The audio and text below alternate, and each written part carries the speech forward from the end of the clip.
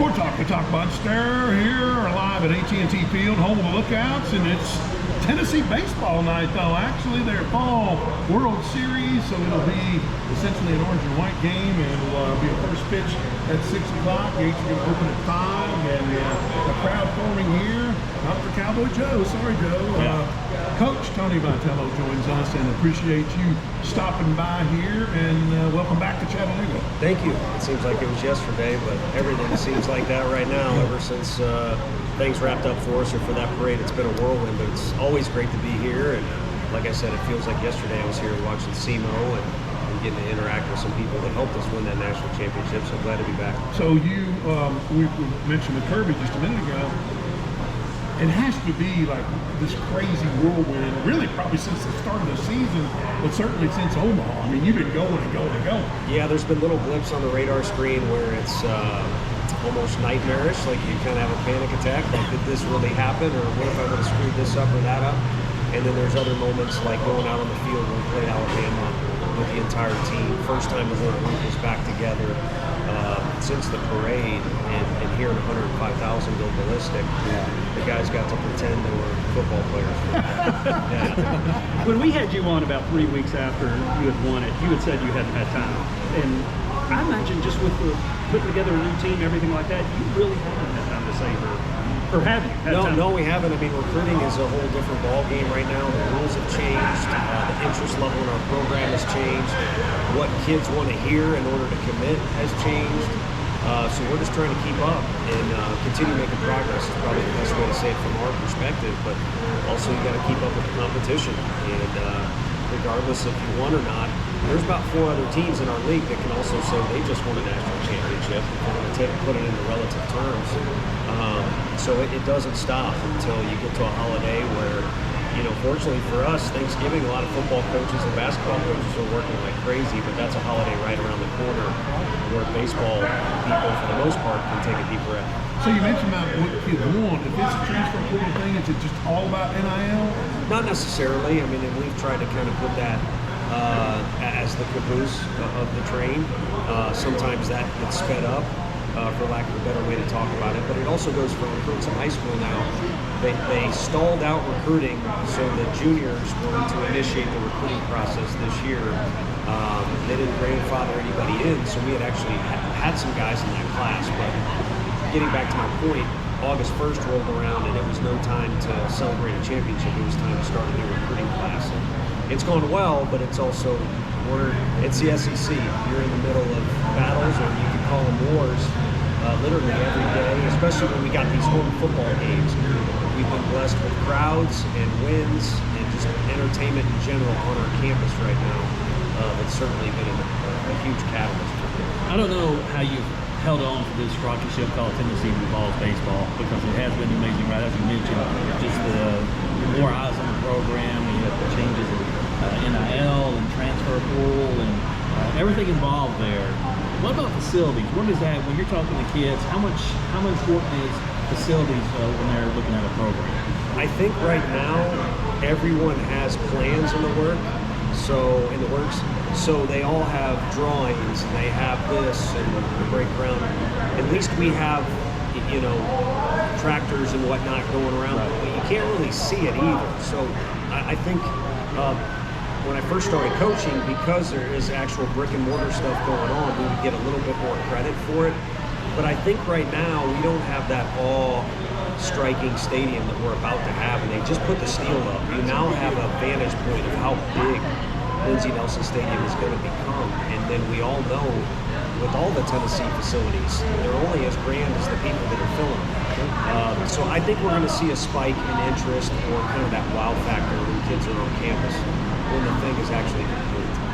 Tony, when you think about the reason you're here tonight, the Fall World Series, how much of, you know, when you think about like when Nick Saban got to Bama and his offensive lineman going up against defensive linemen every day in practice, and how that just helps for the NFL, same thing with Kirby at Georgia.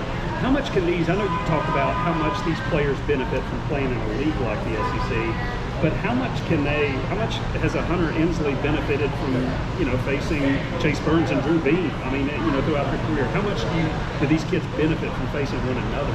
Yeah, a ton, and you figure out you're swimming with the sharks, you know.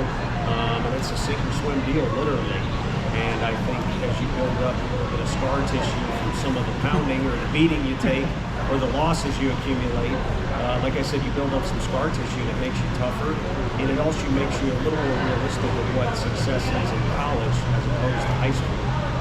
Because a lot of these kids are spoiled as of today with how much success they've had. Even, you mentioned Drew Beam. I mean, you start like that. There's plenty of days where it didn't go well for him, whether it be in a scrimmage setting or against an actual opponent. So that part is important. What's even more important in my mind is for some of these kids to learn what it's like to play in front of our fans. As much as it helps us, it also takes getting used to, and there are days where it can hurt you if you're trying too hard to entertain or to impress, or you're feeling extra pressure because the fans are cheering, the space is loaded, and you're up to bat. So seeing what that looks like and also feeling it out is so big for these first year guys. How different is it for a freshman like an Abernathy to walk in now, go through what he's going through compared to 25 years ago? What's the difference in a freshman now compared to 25 years ago? Yeah, well, I think the one thing with the relationship between the program and the freshman is you want to have success immediately because the brain immediately goes to the portal. You think or you would guess. I mean, that's not the case for all kids, so it's a little unfair. But when you start thinking about a kid like that turned down the draft, you want it to go well for you right out of the gate. Unfortunately, again, it does come back to that deal where you take more lumps probably than you did in high school if you're as good as he is. But I think right now for him, it's to know that he belongs, to know that this is the same game he was playing in high school, and also to gain the respect of the older guys that if he is playing every day or starting one of the games or opening weekend, he knows the guys to the right and left trust him, care about him, are going to help him, and also be there to do the same things he's going to do as well to win the game. You mentioned in your response earlier about these guys going out there and trying to entertain, maybe push a little too hard, get that adrenaline going. I mean, how do you coach for that? I mean, it's a good thing, but also you settle it down a little bit and just go through your mechanics. Yeah, I mean, I don't know the magic formula, but it's kind of funny. Let's look at football too. When they played over in Nashville against Virginia, I don't know if you remember that, but it's clearly a home game, but it's not a home game. Vegas thinks it's a home game. All the fans think it's a home game. All the fans pack, our crowd travels the way they're going to travel, but it's not really a home game. And I think there's a different vibe there for all Vols sports. I've seen it with basketball, where it's almost kind of like all these people are here to see us. We got to give them something, as opposed to the simple focus that's needed, whether you're at home, neutral, or on the road, is do what it takes to win, or do what it takes to get the guy out. You don't necessarily have to strike him out. So it's interesting, and we tell our guys, especially with how many reps we pile up, every day's got a different little flavor. You can't change who you are, but you do got to adapt a little bit to the circumstances. And again, I think doing this helps our guys adapt to, hey, when we play at Hoover, it might be a home game for us, depending on who we're playing, because our fans travel so well, but it's not a home game, so it's got a little different vibe to it. We're talking with Tony Vitello, head coach of Tennessee baseball here at AT&T Field, home of the Lookouts, and their fall exhibition game. The Fall World Series is first pitch at 6 o'clock. Just talk about chemistry and how much this fall kind of exhibition season that you guys have been throughout the state, how that helps with chemistry, especially with new guys and older guys and that thing, I would imagine. Yeah, the first time you go on the road, like we did in Nashville, and then it carried on into Jackson, you've got a roommate, sitting next to somebody on the bus. You just start to spend more time around one another, lean on each other a little bit more with, conversations or filling downtime or competing in the games. And that's where the bonds really start to form. Just getting to know each other. Yeah, no, it's true. And before, you used to wait in the spring and hey, that first road trip would be where we kind of, well, now you can speed that process up, I think, in the fall to an extent. Now, when the internet stats get put up and the win-loss record actually counts and the circumstances are a little more dire, that's where you really start to see guys' true character out and their true personality and some of their true downfalls too, like my downfalls. And we got to pick each other up, so we'll work our way towards that.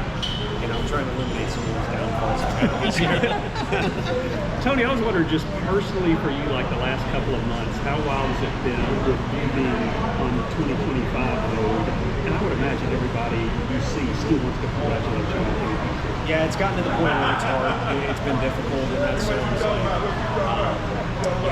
Sounds like I'm the spoiled brat. You know, they talk about full scholarships for these baseball guys. First of all, we're not going to get full scholarships, and most of these spoiled brats are living the good life like you wouldn't believe compared to when we were back in college.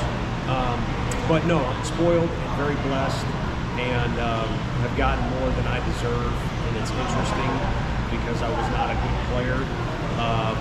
But it's just been the right formula. I mean, all the winning ingredients are at the University of Tennessee. You know, went to the women's basketball game last night. Obviously, the ingredients are there. It's just kind of making things go, and whatever has worked for us, that formula's been there, and been glad to be a part of it. But one of the things that we've done as a staff is always try to push forward, because we did kind of start at the bottom.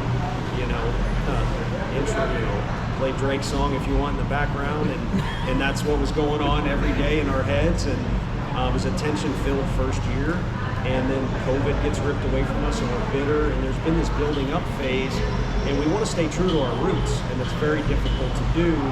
I'm not going to call it rat poison because it ain't that. It's great is what it is to high-five people on a football Saturday, but also it is a little distracting because we're getting closer and closer to opening day with this team that needs leadership to step up.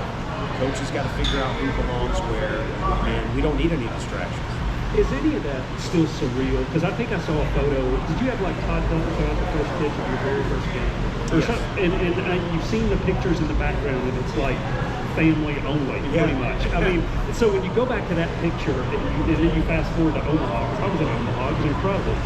Is any of that just like beyond surreal still to this day? That part that's nice about our park is it's little by little gotten better. Mm-hmm. So you've been able to appreciate this section, just these bleachers coming out, an unusable, I'm sorry to get somewhat in the weeds here, but an unusable bathroom gets refinished, and now every time you walk in there, it's, as good of an experience as I guess you can have in the bathroom. Sorry if we just lost any female listeners.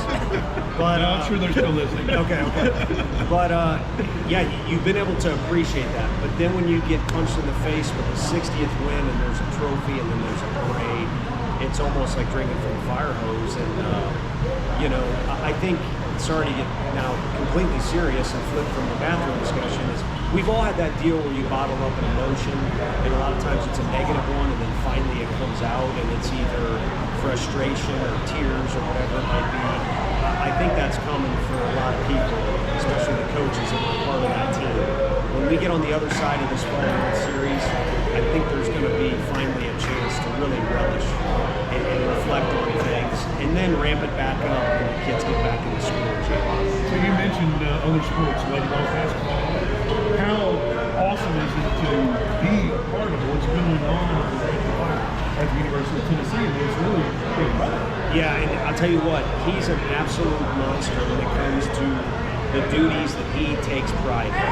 And there's certain ones that other athletic directors may spend time on too, but he's got his formula that he's learned from his family, literally from his heritage, and he masters it. And right now, you're seeing the construction and again the brick and mortar stuff because of that, and all the coaching staffs are benefiting.